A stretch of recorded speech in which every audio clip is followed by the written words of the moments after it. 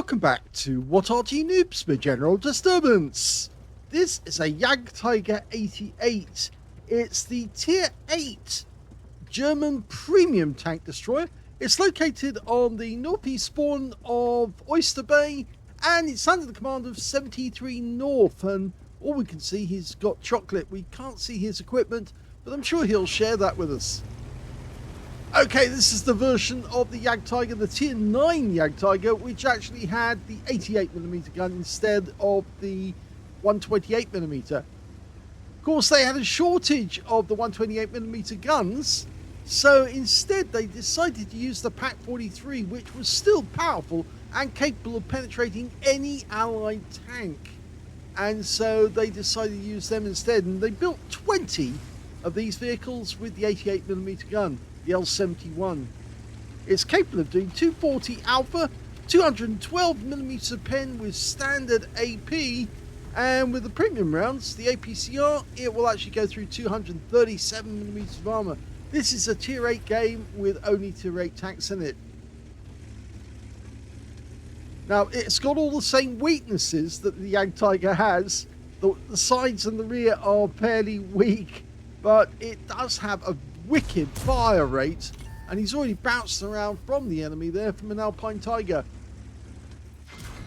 Oh, but that weak side, he took a round from a G-Saw right through the center, and that's a 105mm round. I think it's 105.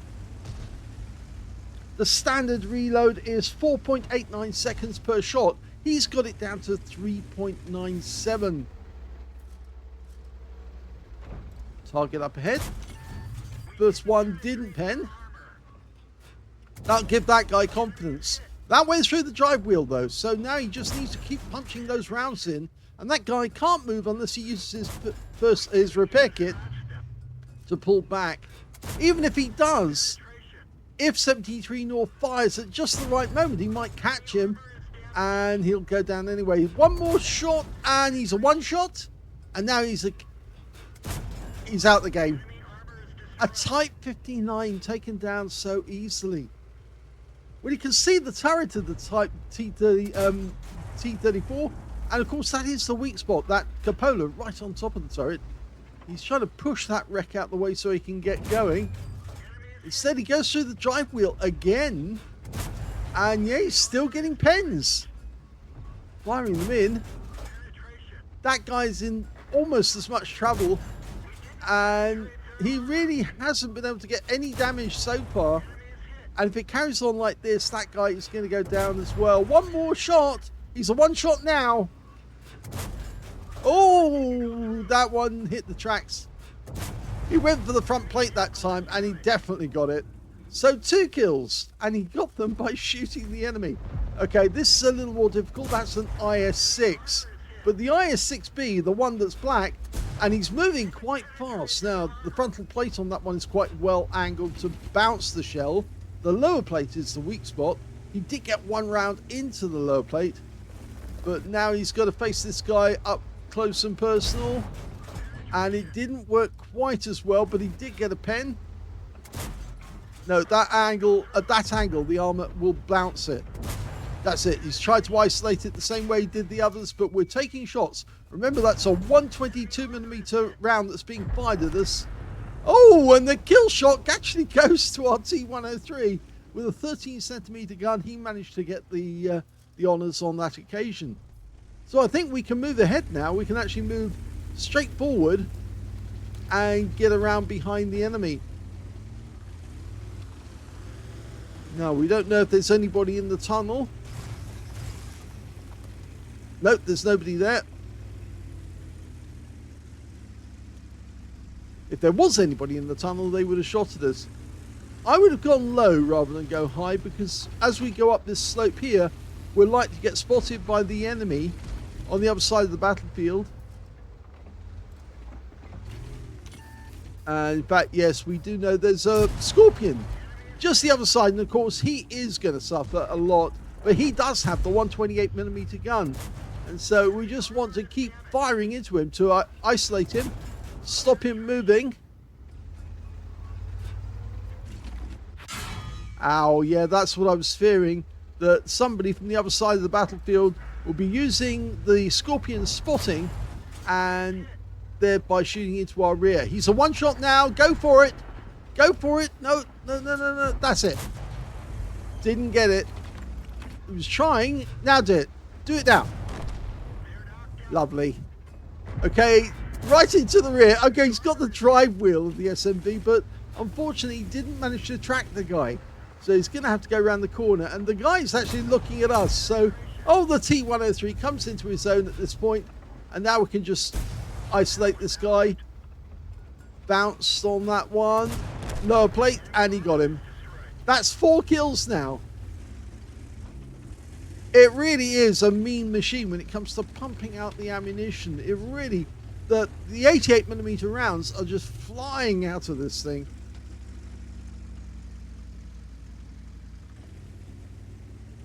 Most of the time, though, it's a long-range shooter, not a short-range one. We're 1 down on the enemy at the moment, and they are near our cap area. The worry is that that Chimera is going to get the better of our IS-6, and in fact, he does. So we're going to have to go over there, otherwise the enemy's going to start capping on us. But just around the corner is a Hero 2, so if he turns left here, he could get rid of that. Oh, we can't get rid of the ELC because the ELC's just suddenly gone unspotted. There he is. Now, can we get a shot? Be nice if we get him. He's not a one-shot.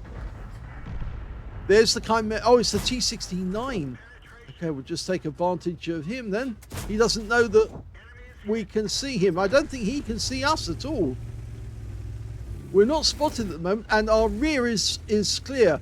The Contradictious has managed to clear the GeForce 1008 that was causing us problems. But the enemy has decided to cap, and I suspect that that's the Chimera.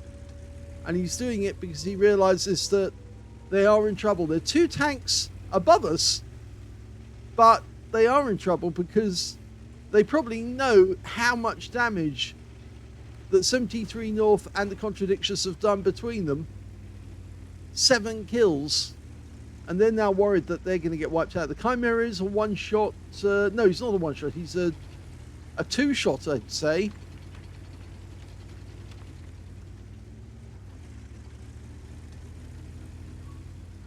See if we can get the Chimera. Chimera's left the cap area. I think he's hiding, waiting for us to come looking for him. And he seeks to ambush us. Only 4 left on the enemy team. Looks like the IS-3 is also waiting in ambush. Oh! The enemy IS-3 drowned. That's strange. Very, very strange indeed.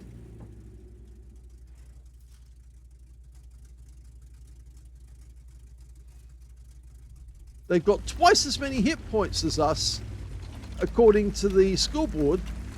But why would the IS-3 drown himself?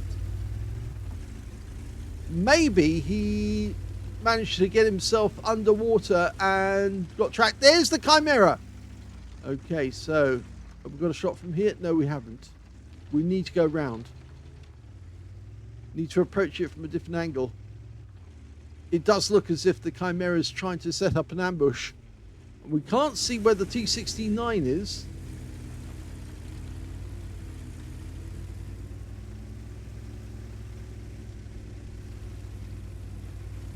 The other one, of course, we don't know where he is the Lorraine 40 ton. And remember, we did get hit by that Lorraine 40 ton.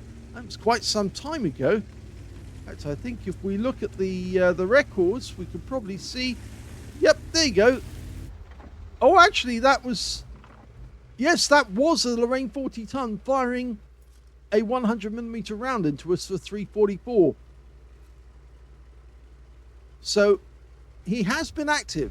He's just not shown on the minimap at all. And the Contradictious has gone in. Oh, there's the Lorraine. Hello, Mr. Lorraine. And, well, he's firing rounds at us, but he's not getting them through. But that did go through. Oh, dear. And it's now just the Contradictious left alive on our team. And he's got to kill 3 enemies to do it, but let's see what he can do. Thankfully, we can see that 73north has transferred it to the contradictions so we can actually watch what's going on. This is the oscillating turret dual barrel, is it?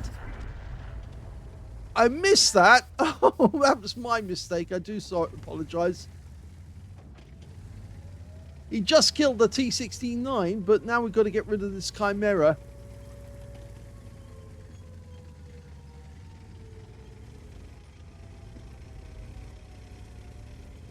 He's at least a 2-shot, the Contradictious.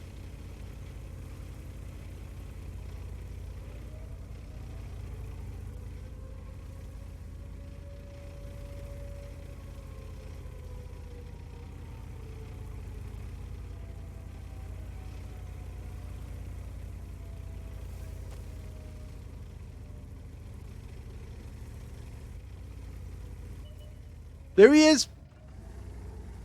Went behind the rock immediately. He knew where we were. Lorraine 40 tons probably waiting to get a shot at us. He's got enough hit points now that, or capture points, that we can go in and get a defender medal. Don't sit around too long.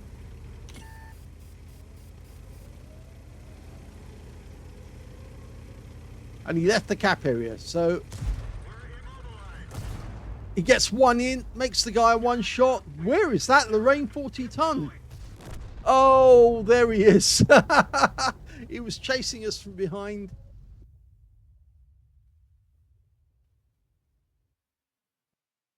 Here's the end of battle results, and despite that being a loss, that was the first ace tanker for 73north in the Jagdtiger 88. He managed to get a fire for effect for doing more damage than the hit points to his own vehicle. He got a fighter badge for getting at least 4 kills. He got 4 exactly. He also got a sharpshooter for getting 10 or more consecutive hits on the enemy, as well as a bruise medal for getting at least 5 critical hits in the game. He got 10. He also managed to get the high caliber in that game for dealing the most damage. And you can see his win rate was 17,453. But sadly, he couldn't take down that Lorraine 40 ton alone, and in fact he was taking shells from other tanks coming in and hitting him in the side, so he was kind of isolated where he was. Yes, the if the Contradictious has actually stayed with him, I think he'd stayed with the Contradictious, they might have had a chance together. But as it turned out, he was actually being he was being ganged up on by the others because they were shooting at a distance whilst the Lorraine was just highlighting him. So let's have a look at the team score. He got the highest damage with 6,672 hit points. That's the sort of score you'd expect from somebody who won the game. The second highest damage was the Chimera on the enemy team with 3,762. And that guy picked up a tank sniper. And the third highest damage, well, that went to the T-69, who got 3,484. And that guy got the Confederate. When it came to kills, we can see top scorer, well, 4 kills. And that went to 73north, the Contradictious, the Chimera, and the Lorraine 40 ton. They all got 4 kills apiece. And when it came to base XP, it's actually 73north. Even though he's on the losing team, he did so much damage, so much more than anyone else, that he actually got the highest base XP on a losing team, whilst the second highest base XP was the Chimera on the winning team with 1,163, and the third place on base XP is the ELC Evan 90, who managed 1,154. So isn't that surprising that he actually, 73north, scored more base experience points than the highest scorer on the winning team. Amazing. Let's have a look at detail. 38 shots fired. This tank actually carries 68 shots, so he still had plenty of rounds left over. 36 direct hits on the enemy, 29 penetrations, 6,672 hit points of damage, of which 430 were at more than 300 meters. So most of the damage done at close range. 14 hits received from the enemy. 5 of them penetrated, 9 non-penetrations. Most of the ones that penetrated hit the side of the vehicle, and he had one right at the start of the game. And then obviously from there on in, he was taking on most enemies by just putting his face to them, and they just couldn't get through his armor. But at the end of the game, he took shots in his side whilst he was trying to keep his face to the Lorraine, and that's when it failed. 3,020 hit points of damage blocked by armor. 3 enemy vehicles spotted, 7 enemy vehicles damaged, 4 killed, and he got 349 hit points of damage assistance, or spotting assist, I think, in that one. When it came to credits, he, on a free-to-play account, he actually made a profit of 108,246 credits. Even though it was a losing game, he made a profit. He actually didn't have to resupply of ammunition simply because he must have had plenty stored up already. But yes, he got the Courageous Resistance for 7,440 out of that one as well, because it was a losing game.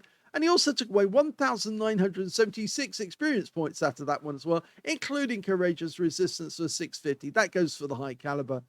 So there you go. Rather a pity that he actually got taken out from the side by somebody that, well, basically that he couldn't deal with. He couldn't deal with those tanks that were to one side of him. It was the Lorraine that got the kill shot, but the thing is that it was the guys at the side who chopped down his hit points at the last moment to actually make it possible for the Lorraine to kill him. I hope you enjoyed that replay. If you did, please give it a like, and thanks for watching.